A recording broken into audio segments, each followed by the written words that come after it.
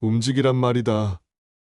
이 빌어먹을 돌덩이야. 도시의 밤은 언제나처럼 네온사인 불빛으로 어지럽게 번들거렸고 그 현란함 뒤편의 그늘진 골목에서는 저마다의 생존을 위한 몸부림이 계속되고 있었습니다.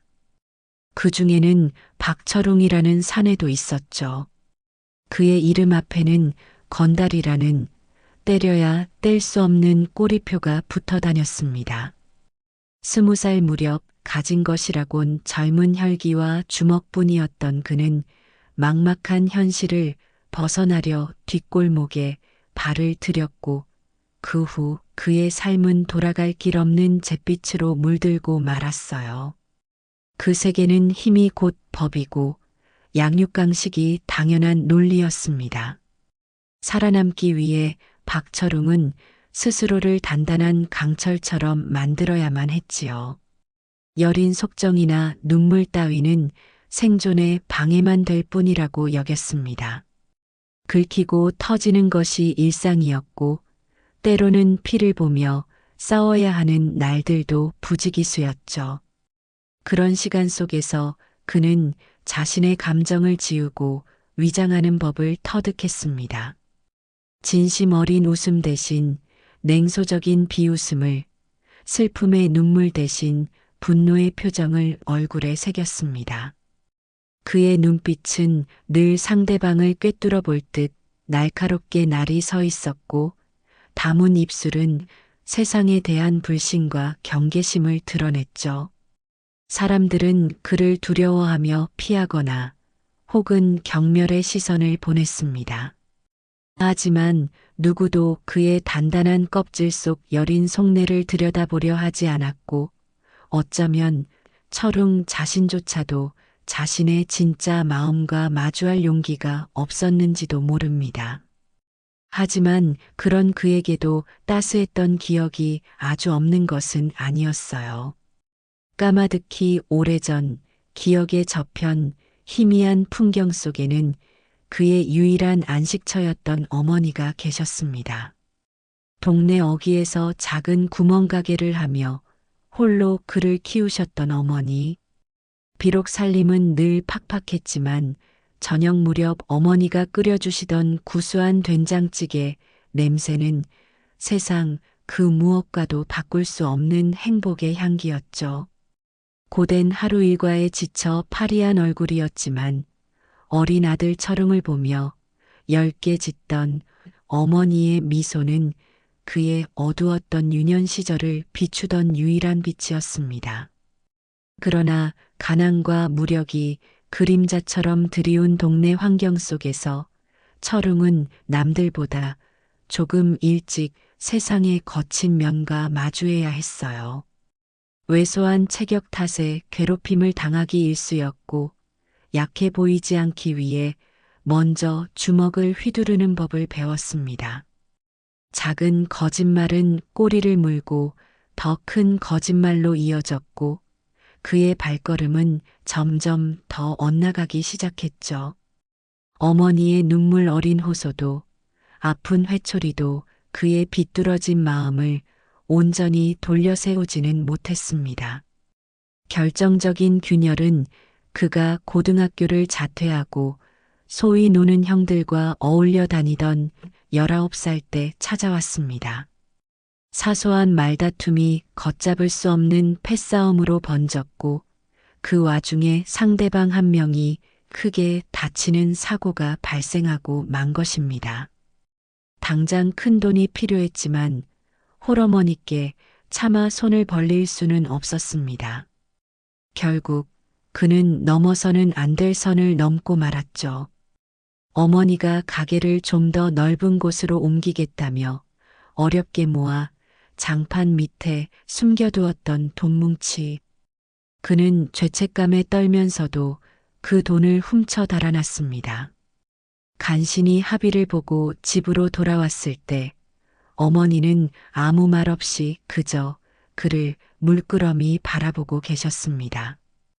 그 눈빛에는 예상했던 분노나 원망 대신 너무나도 깊은 슬픔과 차마 말로 표현할 수 없는 절망감이 어려 있었지요.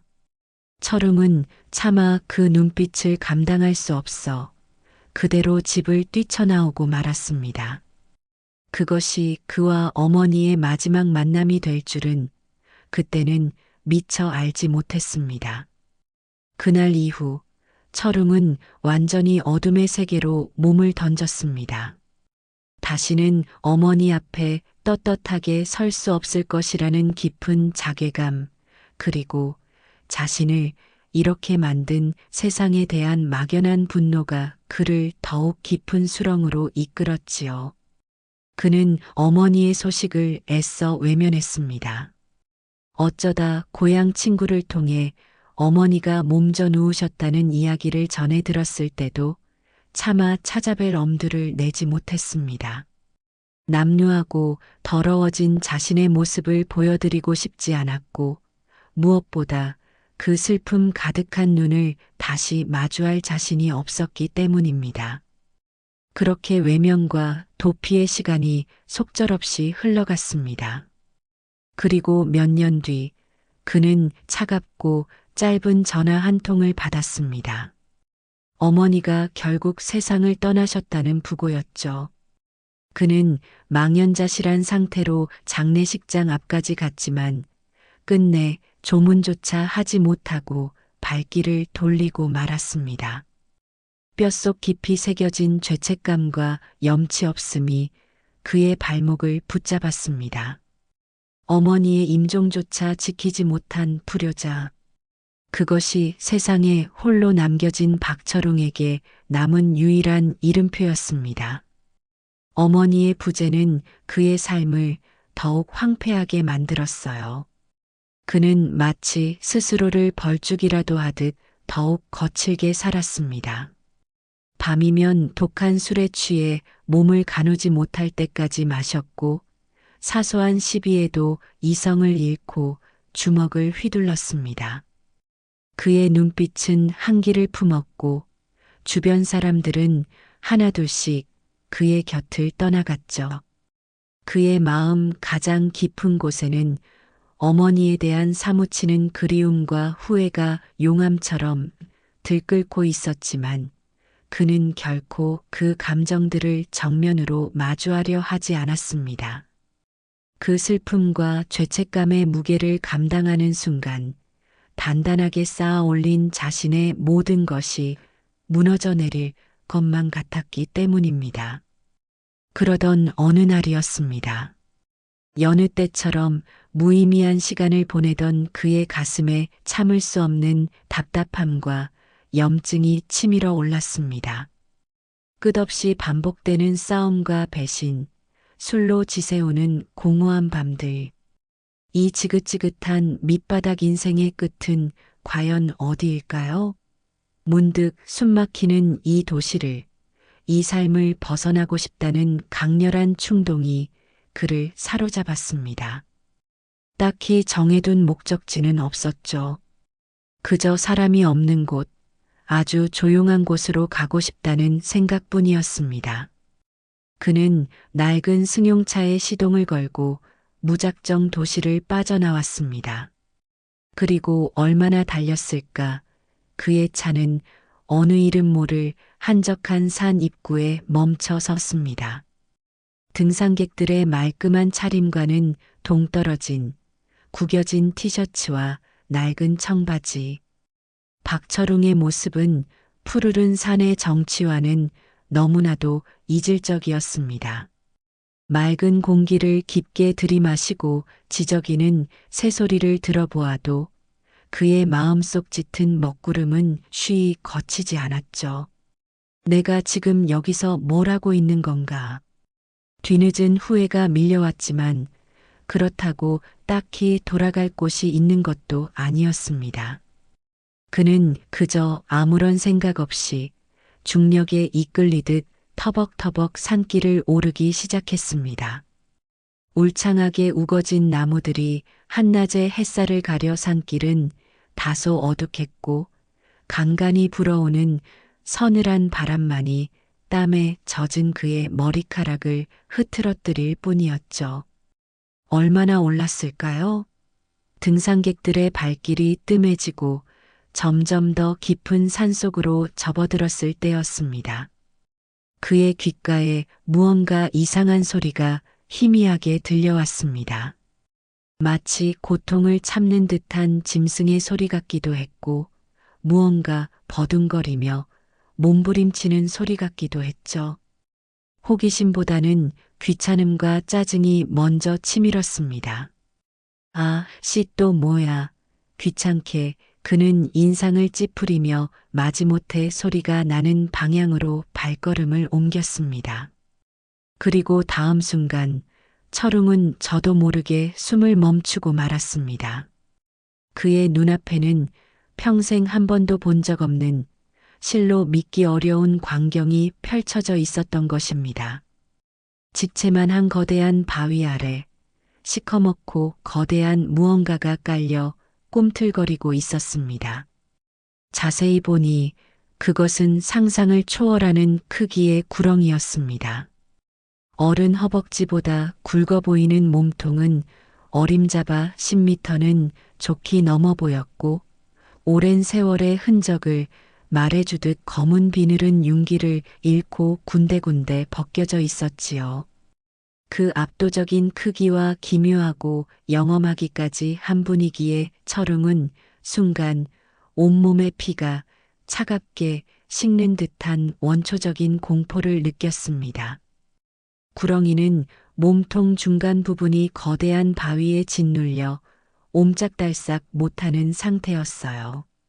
어떻게든 빠져나가려고 거대한 몸을 뒤틀 때마다 바위 아래 흙먼지가 뿌옇게 피어올랐고, 비늘이 바위에 쓸리는 고통스러운 마찰음이 섬뜩하게 울려 퍼졌습니다. 철웅은 마른 침을 꿀꺽 삼켰습니다. 엮여서 좋을 거 하나 없어. 본능적인 자기 방어 기제가 작동했죠. 그는 냉정하게 외면하고 돌아서기로 마음먹었습니다. 자신의 고단한 인생 하나 건사하기도 버거운데 알 수 없는 미물 따위에게 신경 쓸 여유 따위는 없다고 생각했으니까요. 무심하게 발길을 돌리려던 바로 그 순간이었습니다. 바위에 깔린 구렁이가 힘겹게 고개를 들어 올렸고 우연히 철웅과 눈이 마주쳤습니다. 그저 혐오스러운 파충류라고만 생각했는데 그 검고 깊은 눈동자 속에는 단순한 생존 본능 이상의 무언가가 담겨 있는 듯 했어요. 살고 싶다는 처절한 몸부림, 그리고 그 너머에는 너무나도 짙고 깊은 슬픔과 체념의 빛깔이 어려 있었습니다. 마치 이 세상의 모든 고통과 슬픔을 홀로 감내해 온 듯한 그 눈빛. 철웅은 순간 숨을 헉 들이마셨습니다. 이상하게도 그 눈빛이 전혀 낯설지가 않았습니다. 술에 취해 흐릿한 거울 속에서 마주치곤 하던 자기 자신의 공허한 눈빛과, 그리고 너무나도 아프게 가슴에 박혀버린, 세상을 떠나기 전 마지막으로 보았던 어머니의 슬픈 눈빛과 어딘가 닮아 있었기 때문입니다. 정체를 알 수 없는 강렬한 감정이 철웅의 마음을 거세게 흔들었습니다. 평생 외면하고 도망치기만 했던 연민이라는 감정이었죠. 그는 자신도 모르게 주위를 두리번거렸습니다. 마침 그의 발치에는 누군가 버리고 간 듯한, 혹은 폭풍 후에 부러진 듯한 굵은 나뭇가지가 나뒹굴고 있었습니다. 그는 홀린 듯 그 나뭇가지를 집어들었습니다. 생각보다 꽤 묵직했죠. 젠장할 그는 자신에게 하는 말인지 아니면 처량한 구렁이에게 하는 말인지 모를 욕설을 낮게 뱉으며 다시 바위 틈으로 다가갔습니다. 나뭇가지를 바위와 땅 사이의 좁은 틈에 쑤셔 넣고 지렛대 삼아온 힘을 다해 밀어 올리기 시작했습니다. 거친 뒷골목 생활로 다져진 그의 팔 근육이 꿈틀거렸습니다. 하지만 수백 년은 좋게 되었을 법한 거대한 바위는 그의 힘을 비웃기라도 하듯 꿈쩍도 하지 않았습니다. 철웅은 이를 악물었습니다. 온몸의 근육과 신경을 곤두세우고 다시 한번 나뭇가지를 밀어붙였습니다. 굵은 땀방울이 비오듯 쏟아져 눈으로 흘러들어갔지만 그는 손등으로 거칠게 땀을 훔쳐내며 포기하지 않았습니다. 움직이란 말이다. 이 빌어먹을 돌덩이야. 그의 울분에 찬 고함 소리가 인적 없는 깊은 산중에 메아리쳤습니다. 숨이 턱까지 차올랐고 팔은 금방이라도 끊어질 듯 비명을 질렀습니다. 평생 누군가를 위해, 그것도 혐오스러운 미물을 위해 이렇게까지 필사적으로 힘을 써본 적이 있었던가요? 어쩌면 그는 지금 거대한 바위에 깔린 구렁이를 구하는 것이 아니라 돌덩이처럼 무겁게 자신을 짓누르고 있는 죄책감과 후회의 무게로부터 스스로를 들어 올리려고 발버둥 치고 있는 것인지도 몰랐습니다. 얼마나 시간이 흘렀는지 가늠하기 어려웠습니다.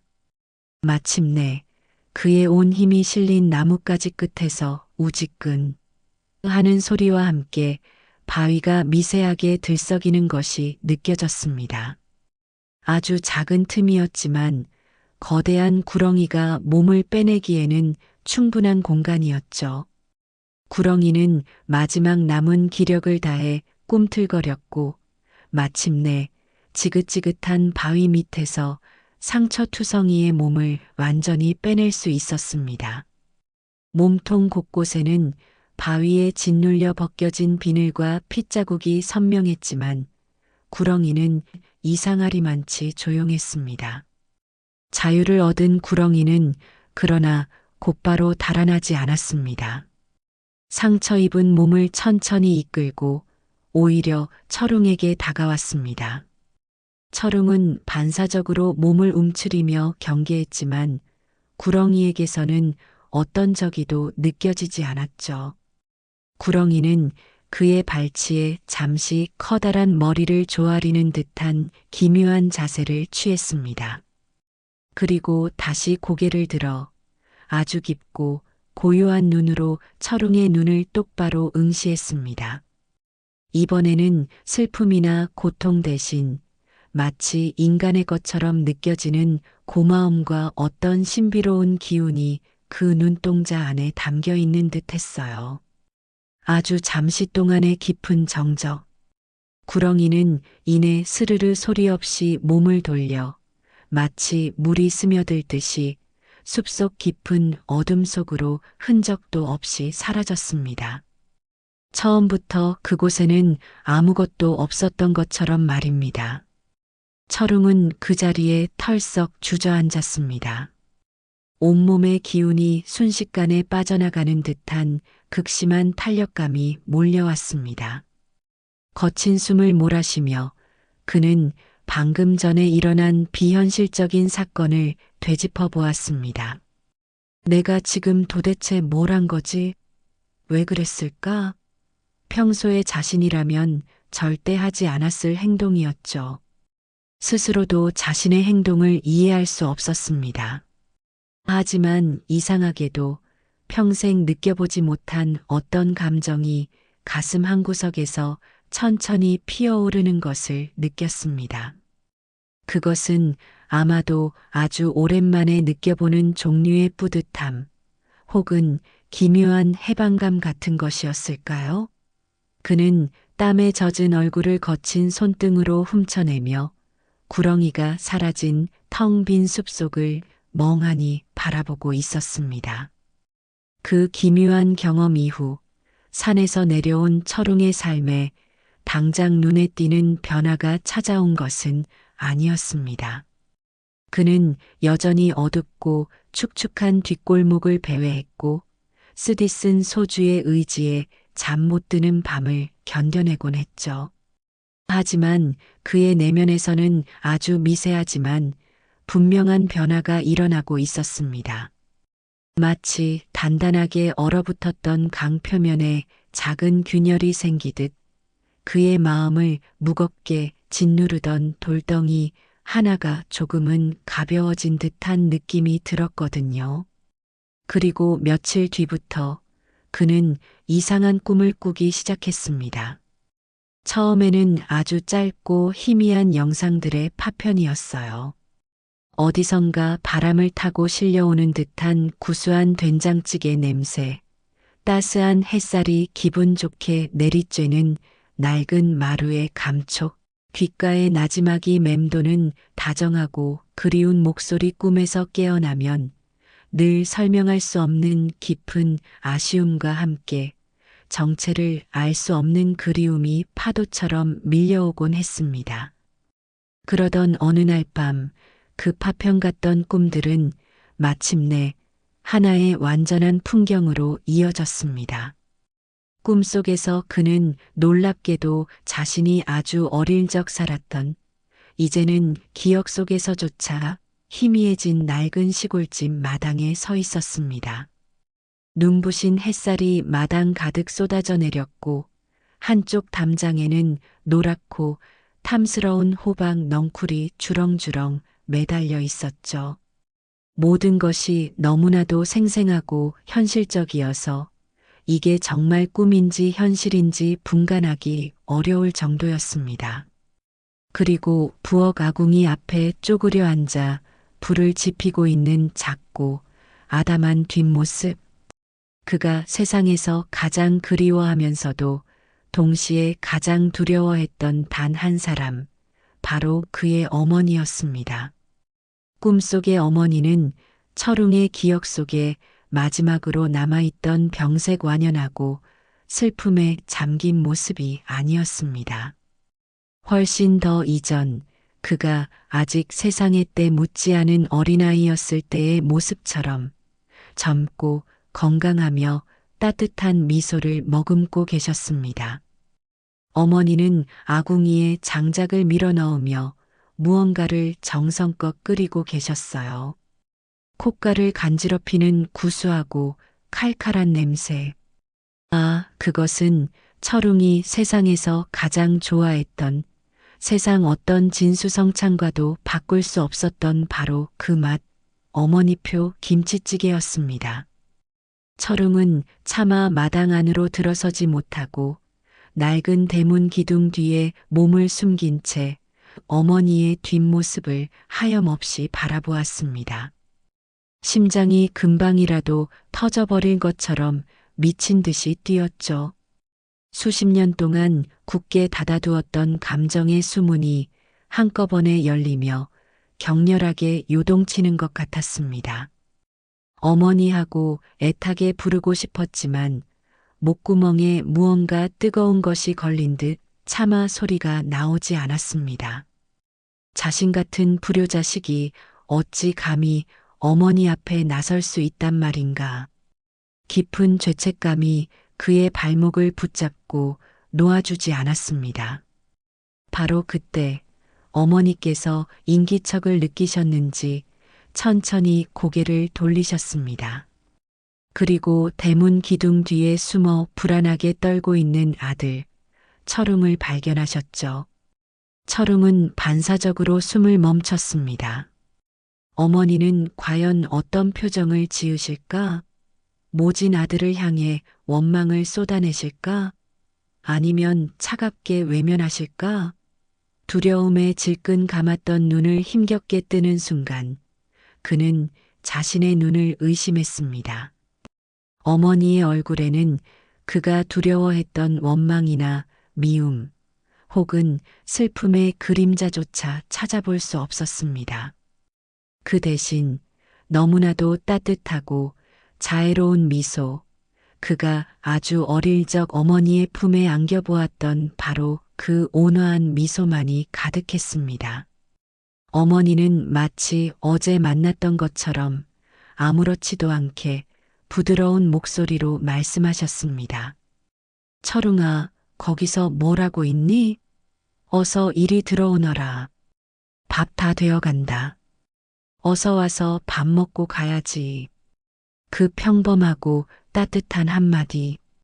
그것은 철웅의 가슴 속에 단단하게 쌓여 있던 모든 방어벽을 한순간에 무너뜨리는 강력한 주문과도 같았습니다. 수십 년 동안 강철처럼 단단하게 굳어 있던 그의 심장이 뜨거운 불길에 녹아내리는 듯 했죠. 그는 더 이상 버틸 수가 없었습니다. 대문 기둥을 붙잡고 있던 손에서 힘이 풀렸고 비틀거리는 걸음으로 마당 안으로 들어섰습니다.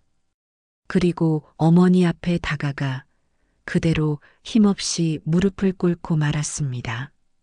그 순간 평생 단 한 번도 남 앞에서 흘리지 않았던 뜨거운 눈물이 본물 터지듯 쏟아져 나왔습니다. 어깨를 거세게 들썩이며 그는 정말 아주 오랜만에 어린아이처럼 목 놓아 울부짖었습니다. 어머니, 흑 어머니, 제가 정말 잘못했어요. 흑 어머니 죄송해요. 정말 죄송해요. 더 이상 무슨 말을 해야 할지 몰랐습니다. 그는 그저 땅바닥에 엎드려 울며 어머니의 빛바랜 치마 자락을 필사적으로 붙잡을 뿐이었죠. 그때 어머니께서 아무 말 없이 그의 앞에 쪼그려 앉으셨습니다.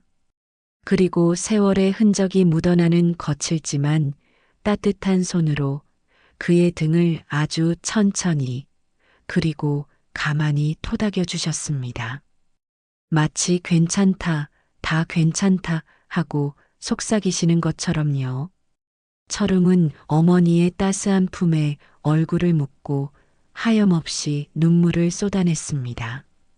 평생 느껴보지 못했던 깊은 용서와 위로의 온기가 그의 꽁꽁 얼어붙었던 마음을 아주 천천히 그리고 부드럽게 녹여주고 있었습니다. 하지만 꿈속의 행복한 시간은 늘 찰나와 같았습니다.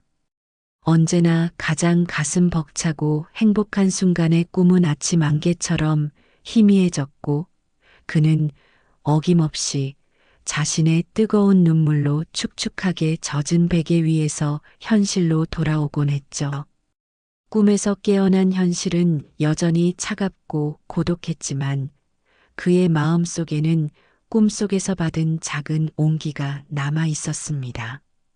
매일 밤 찾아오는 꿈속의 만남은 이제 그의 유일한 희망이자 어쩌면 마지막 남은 구원과도 같았습니다. 그는 매일 밤 잠자리에 들기 전 간절히 기도했습니다. 다시 한번 꿈속에서라도 어머니를 만날 수 있기를, 그 따스한 품에 안길 수 있기를 말입니다. 그 후 철웅의 삶에는 아주 느리지만 분명한 변화의 바람이 불기 시작했습니다. 독한 술을 찾는 횟수가 눈에 띄게 줄었고 예전처럼 의미 없이 시비를 걸거나 무력에 휘말리는 일도 피하려고 노력했죠. 밤이 되면 그는 마치 세상에서 가장 소중한 약속 장소에 나가기라도 하듯 조금은 설레고 경건한 마음으로 잠자리에 들었습니다. 비록 꿈속에서 만나는 짧은 순간일지라도 어머니를 다시 볼 수 있다는 사실만으로도 그는 메마른 삶 속에서 다시 살아갈 희미한 이유를 찾은 듯 했습니다. 그의 변화를 눈치챈 동료 건달들은 의아한 눈빛을 보내거나 노골적으로 비웃기도 했지만 철웅은 더 이상 그들의 시선에 연연하지 않았습니다. 그에게 꿈속의 만남은 그 누구와도 함부로 나눌 수 없는 자신만의 가장 깊고 비밀스러운 성역이었으니까요. 그는 매일 밤 꿈속에서 어머니에게 용서를 빌었고 또 위로를 받았습니다.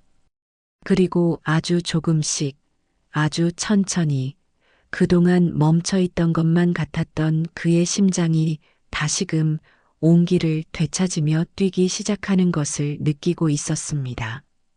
밤마다 이어지는 꿈속의 만남은 박철웅의 삶에 드리워졌던 짙은 그늘을 조금씩 걷어내는 듯 했습니다.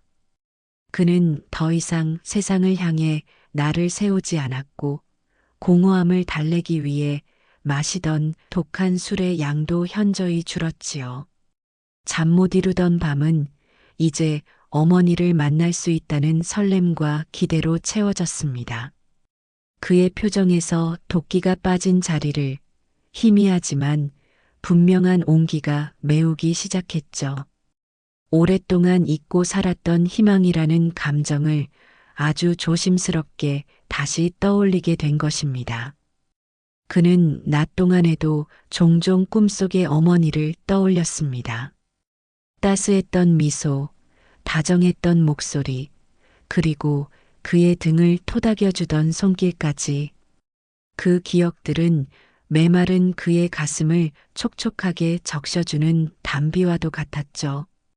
어쩌면, 정말 어쩌면 이제라도 남들처럼 평범하게 살아갈 수 있지 않을까 하는 생각마저 조심스레 해보게 되었어요. 그는 뒷골목 생활을 청산할 방법을 어렴풋이나마 고민하기 시작했습니다. 물론 쉽지 않은 일이었지만 꿈속 어머니의 존재는 그에게 그런 용기를 불어넣어 주기에 충분했으니까요. 하지만 영원할 것 같았던 꿈속의 평화에도 조금씩 균열의 조짐이 보이기 시작했습니다. 처음에는 아주 미미한 변화였기에 철웅 자신도 그것을 명확히 인지하지는 못했죠. 언제나 또렷하게 보이던 어머니의 얼굴이 어느 날은 살짝 흐릿하게 느껴진다거나 귓가에 생생하게 울리던 목소리가 마치 물속에서 들리는 것처럼 웅얼거리는 날이 있었습니다. 늘 마당 가득 풍기던 구수한 김치찌개 냄새가 어떤 날은 거의 느껴지지 않기도 했고요. 철웅은 애써 그런 변화들을 무시하려 했습니다. 그저 자신이 너무 피곤해서 혹은 꿈이라는 것이 원래 그렇지 않으냐며 스스로를 다독였죠. 하지만 시간이 흐를수록 그 변화는 더욱 뚜렷해졌습니다. 꿈속의 햇살은 예전만큼 따스하지 않았고 마당의 호박 넝쿨은 시들어 보였으며 무엇보다 어머니의 모습이 점점 더 희미해져 가는 것이 느껴졌습니다. 마치 낡은 사진의 색이 바래가듯이 어머니의 존재 자체가 옅어지고 있는 듯 했죠.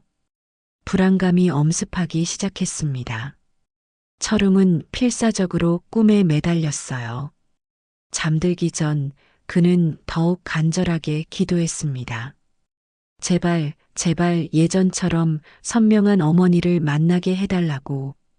그는 꿈속에서 희미해져가는 어머니의 옷자락을 붙잡고 애원하기도 했습니다. 어머니, 왜 그러세요? 어디 아프신 거예요? 제발 예전처럼 돌아와 주세요. 그럴 때마다 꿈속의 어머니는 그저 슬픈 미소만을 지을 뿐 명확한 대답을 주지 않았습니다. 그 미소는 마치 무언가를 체념한 듯 보이기도 했고 혹은 안타까움의 표현 같기도 했죠. 철웅의 불안감은 날이 갈수록 커져만 갔습니다. 그는 이 꿈이 끝나버릴지도 모른다는, 그래서 유일한 위안마저 잃게 될지도 모른다는 극심한 공포에 사로잡혔습니다. 그는 낮 동안에도 안절부절 못했습니다. 꿈속의 어머니를 붙잡아 두기 위해 자신이 할 수 있는 일이 무엇일까 고민했죠. 혹시나 하는 마음에 어머니의 맛을 떠올리며 서툴게 김치찌개를 끓여보기도 했고 아주 오래전 살았던 동네를 찾아가 먼발치에서 기웃거려 보기도 했습니다. 하지만 그런 노력들은 희미해져가는 꿈을 되돌리기에는 역부족이었어요. 오히려 그런 행동들이 꿈과 현실의 경계를 더욱 모호하게 만들며 그의 불안감을 증폭시킬 뿐이었죠. 그리고 그의 불안한 예감은 결국 현실이 되어 다가오고 있었습니다. 어느 날 밤 철웅은 여느 때처럼 기도를 올리고 잠자리에 들었습니다. 그리고 다시 꿈속의 시골집 마당에 도착했죠. 하지만 그곳의 풍경은 이전과는 확연히 달랐습니다. 찬란했던 햇살은 온데간데 없고 마치 해질녘처럼 모든 것이 희뿌옇고 어둑했습니다. 마당의 풀들은 모두 시들어 누렇게 변해 있었고 바람마저 스산하게 불어왔죠. 그리고 부엌 앞에는 이전보다 훨씬 더 희미해진 모습의 어머니가 서 있었습니다. 거의 반투명하게 보일 정도였어요. 철웅은 다급하게 어머니에게 달려갔습니다. 어머니, 왜 이러세요? 점점 더 모습이 제발 이러지 마세요. 그는 거의 울부짖듯 매달렸습니다. 어머니는 천천히 고개를 돌려 그를 바라보았습니다. 그 얼굴에는 여전히 희미한 미소가 걸려 있었지만 눈빛에는 깊은 슬픔과 안타까움이 가득했죠. 어머니는 힘겹게 입을 열었습니다. 목소리 또한 바람 소리처럼 희미하게 들려왔습니다. 철웅아, 이제 정말로 가야 할 시간이 된 것 같구나. 안 돼요. 어머니, 가면 안 돼요. 저 아직 어머니께 제대로 용서도 못 받았단 말이에요. 저 때문에 평생 고생만 하시고 제가 너무 늦게 철웅의 목소리는 절규로 변했습니다. 그는 다시 무릎을 꿇고 어머니의 희미한 옷자락을 붙잡으려 했지만 손은 허공을 가를 뿐이었습니다. 어머니는 더욱 슬픈 눈으로 그를 내려다보며 말했습니다. 철웅아, 어미가 자식을 용서 못할 일이 세상 천지에 어디 있겠니? 이미 오래전에 다 용서했단다. 정말로 용서가 필요한 것은 내 자신이란다, 아들아. 자신이라고요? 그래. 나는 사실 진짜 내 어머니가 아니란다. 어머니의 목소리가 미세하게 떨리고 있었습니다. 나는 그저 내 깊은 죄책감과 사무치는 그리움이 만들어낸 환상일 뿐이야. 환상이라니요? 아니에요. 어머니는 진짜 제 어머니세요. 제가 알아요. 철웅은 현실을 부정하며 소리쳤습니다. 바로 그때였습니다. 희미하게 서 있던 어머니의 모습 뒤편으로 검고 거대한 그림자가 스멀스멀 피어오르기 시작했습니다. 그것은 마치 짙은 안개 같기도 했고 혹은 거대한 뱀의 형상 같기도 했죠. 그리고 그 그림자 속에서 낮고 차분하지만 어딘가 서늘한 기운이 느껴지는 목소리가 울려 퍼졌습니다. 그것은 분명 어머니의 목소리가 아니었습니다. 그대의 어미는 이미 오래전에 이 세상을 떠났소. 그대가 붙잡고 있는 것은 과거의 잔상일 뿐. 철웅은 숨을 멈추고 그 그림자를 응시했습니다. 본능적으로 깨달았죠. 저것은 산에서 구해준 그 거대한 구렁이였습니다. 구렁이의 목소리는 계속되었습니다. 마치 그의 마음속을 꿰뚫어 보고 있다는 듯이 나는 그대의 깊은 슬픔과 죄책감을 양분 삼아 잠시 형상을 빌렸던 것뿐. 그대가 내게 베푼 자비에 대한 작은 보답이었지. 그대는 가장 간절히 원했던 환상을 보았고 그것으로 잠시나마 위안을 얻었소. 하지만 환상은 결국 환상일 뿐. 현실을 대신할 수는 없는 법이지요. 구렁이의 목소리는 담담했지만 그 내용은 철웅의 심장을 갈갈이 찢어놓는 듯 했습니다. 꿈속의 모든 행복과 위안이 한낱 신기루였다는 잔인한 진실. 그가 그토록 매달렸던 어머니의 온기는 결국 자신의 죄책감이 만들어낸 허상에 불과했다는 것. 이제 그대의 슬픔은 예전 같지 않소. 스스로 일어설 힘을 조금씩 되찾고 있지. 그렇기에 내가 보여줄 수 있는 환상도 힘을 잃어가는 것이오. 이제 그만 과거의 그림자를 놓아주시오. 그대의 어머니께서도 그것을 바라실 겁니다. 진정한 애도는 현실 속에서 이루어져야 하는 법이니까요. 그 말을 끝으로 어머니의 희미했던 형상과 그 뒤에 거대한 구렁이 그림자가 함께 서서히 빛 속으로 쓰러져 갔습니다. 마치 처음부터 아무것도 없었다는 듯이 따스했던 시골집 마당도 구수한 찌개 냄새도 어머니의 미소도 모두 사라지고 철웅은 차갑고 황량한 어둠 속에 홀로 남겨졌습니다. 안 돼 가지 마세요, 어머니. 그는 허공을 향해 필사적으로 손을 뻗었지만 잡히는 것은 차가운 공기뿐이었습니다. 철웅은 자신의 비명소리에 잠에서 깨어났습니다. 온몸은 식은 땀으로 흠뻑 젖어 있었고 심장은 미친 듯이 날뛰고 있었죠. 그는 벌떡 몸을 일으켜 앉아 주위를 둘러보았습니다. 창문 너머로는 아직 동이 트지 않은 잿빛 도시의 풍경이 펼쳐져 있었고 방 안에는 싸늘한 새벽 공기만이 감돌고 있었습니다. 꿈속의 온기는 흔적조차 남아있지 않았습니다. 그 순간 꿈속에서 들었던 잔인한 진실이 해일처럼 그의 의식을 덮쳤습니다. 어머니는 환상이었습니다.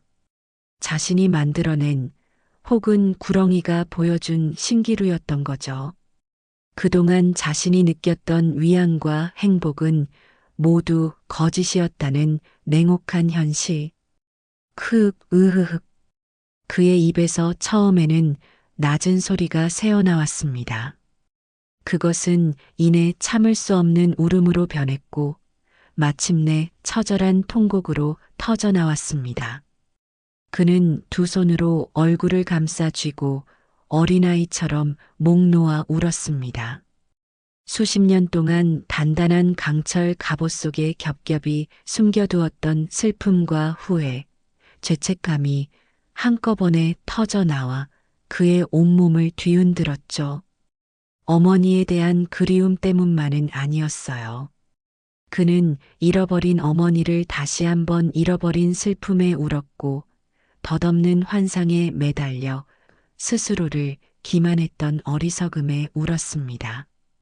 평생을 허비하며 살아온 자신의 공허한 삶과 돌이킬 수 없는 과거의 잘못 앞에서 그는 처절하게 무너져 내렸습니다. 그 눈물은 평생 그가 흘리지 못했던 모든 눈물의 총합과도 같았습니다. 그는 울면서 어머니를 불렀습니다. 어머니, 어머니, 제가 잘못했어요. 제가 다 잘못했어요. 너무 늦어서 죄송해요. 흐흐흑 하지만 그의 울음 섞인 절규에 답해주는 이는 아무도 없었죠.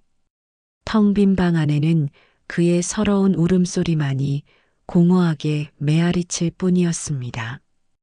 구렁이를 구해준 대가는 혹독했습니다.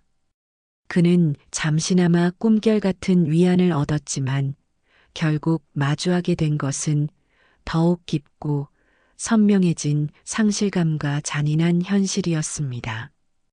구렁이가 그에게 준 것은 행복한 환상이 아니라 외면하고 싶었던 자신의 상처와 정면으로 마주하게 하는 고통스러운 거울이었던 셈이죠. 얼마나 울었을까요? 동이 트고 창문으로 희미한 아침 햇살이 스며들 무렵 철웅의 울음소리는 조금씩 잦아들었습니다. 그는 퉁퉁 부은 눈으로 창밖을 멍하니 바라보았습니다. 세상은 아무 일 없었다는 듯이 다시 아침을 맞이하고 있었죠. 그는 여전히 혼자였고 그의 가슴에는 그 무엇으로도 채울 수 없는 거대한 구멍이 뚫려 있었습니다. 하지만 그의 눈빛에는 이전과는 다른 무언가가 담겨 있었어요. 깊은 슬픔과 절망 속에서도 아주 희미하지만 꺼지지 않는 불씨 같은 것이 느껴졌습니다. 그것은 아마도 모든 것이 무너져 내린 폐허 위에서 비로소 발견하게 된 자기 자신에 대한 연민, 그리고 앞으로 살아가야 할 길에 대한 막막하지만 외면할 수 없는 책임감 같은 것이었을 겁니다. 박철웅의 눈에서는 다시 뜨거운 눈물이 흘러내렸습니다. 그것은 더 이상 단순한 슬픔이나 후회의 눈물이 아니었습니다. 자신의 과거를 온전히 짊어지고 이 지독한 고독과 상실감을 끌어안고 살아가야 하는 한 인간의 처절한 다짐이 담긴 눈물이었습니다. 그의 앞날은 여전히 안개 속처럼 불투명했고 슬픔의 무게는 감당하기 어려울 만큼 무거웠습니다. 하지만 그는 이제 더 이상 도망치지 않으리라 그렇게 마음속으로 다짐하고 있었습니다. 잿빛 도시의 소음 속에서 그는 아주 오랫동안 창밖을 바라보며 조용히 눈물을 흘렸습니다. 그 슬픔은 너무나도 깊고 아득해서 보는 이의 마음마저 아리게 만들 정도였습니다.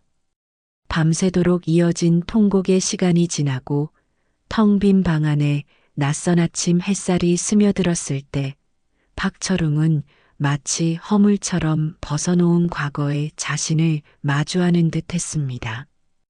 꿈속의 환상이 산산조각 난 자리는 시리도록 아픈 공허함으로 가득했고 수십 년간 외면해왔던 죄책감과 후회의 무게는 납덩이처럼 그의 어깨를 짓눌렀죠.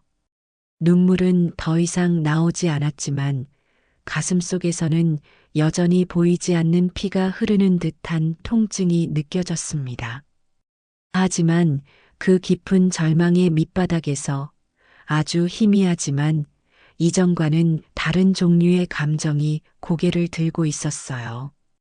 그것은 바로 살아야 한다는 생각이었죠. 이전처럼 그저 생존하기 위해 발버둥 치는 것이 아니라 어떻게든 제대로 살아내야 한다는 어쩌면 처음으로 가져보는 종류의 의지였습니다. 환상 속 어머니의 마지막 모습과 구렁이가 남긴 말들이 그의 귓가에 맴돌았습니다. 진정한 애도는 현실 속에서 이루어져야 한다. 이제 그대 스스로를 구원해야 할 때라는 말들. 그것은 잔인한 진실이었지만 동시에 그가 나아가야 할 길을 어렴풋이 가리키는 이정표 같기도 했습니다. 며칠 동안 그는 방 안에 틀어박혀 지나온 삶을 되돌아보았습니다. 주먹과 허세로 얼룩졌던 시간들, 수많은 이들에게 상처를 주었던 순간들, 그리고 무엇보다 어머니께 평생 지울 수 없는 상처를 남기고 불효자로 생을 마감하시게 한 자신의 모습까지. 그는 자신의 과거를 남김없이 끄집어내어 아프게 직시했습니다. 그 과정은 마치 생사를 도려내는 듯 고통스러웠지만 더 이상 외면하지 않기로 마음먹었죠. 가장 먼저 해야 할 일은 과거와의 단절이었습니다. 그는 그동안 연락을 주고받던 뒷골목의 인연들을 하나씩 정리하기 시작했습니다. 쉽지 않은 과정이었죠. 비웃음과 협박이 뒤따랐지만 그는 예전처럼 주먹으로 맞서는 대신 묵묵히 고개를 숙이고 관계를 끊어냈습니다.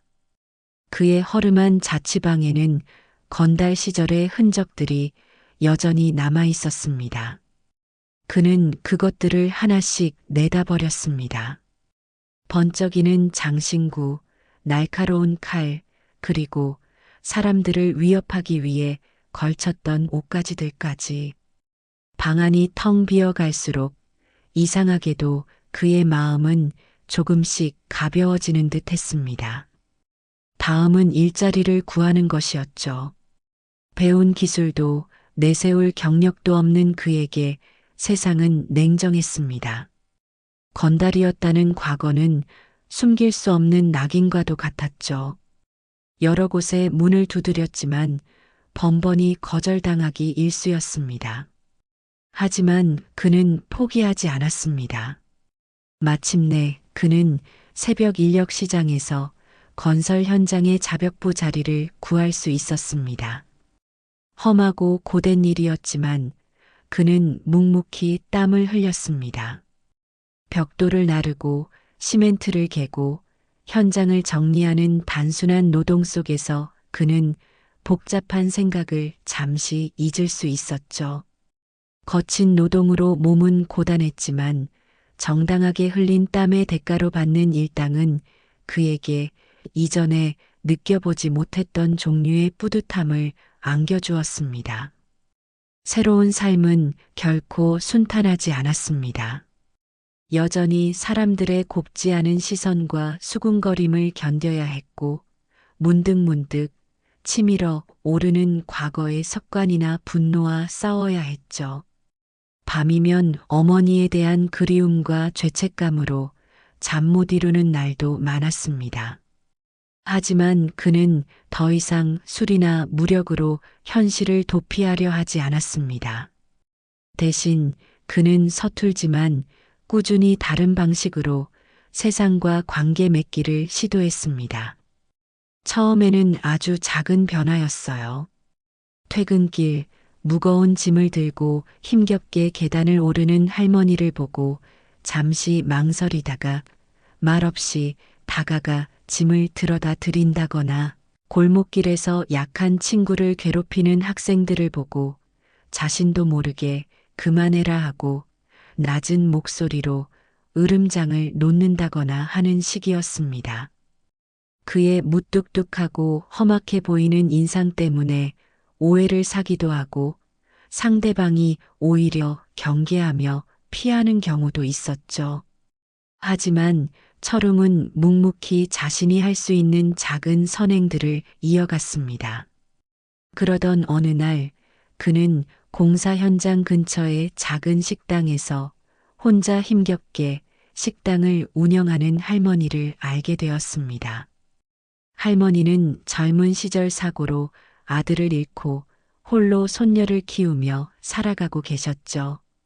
철웅은 매일 그 식당에서 저녁을 해결하며 말없이 할머니의 일손을 돕기 시작했습니다. 무거운 식자재를 옮겨주거나 가게 앞을 청소해주거나 가끔은 장사가 끝난 후 설거지를 도와드리기도 했죠. 할머니는 처음에는 경계했지만 시간이 지나면서 그의 무뚝뚝함 속에 숨겨진 따뜻함을 느끼고 조금씩 마음을 열기 시작했습니다.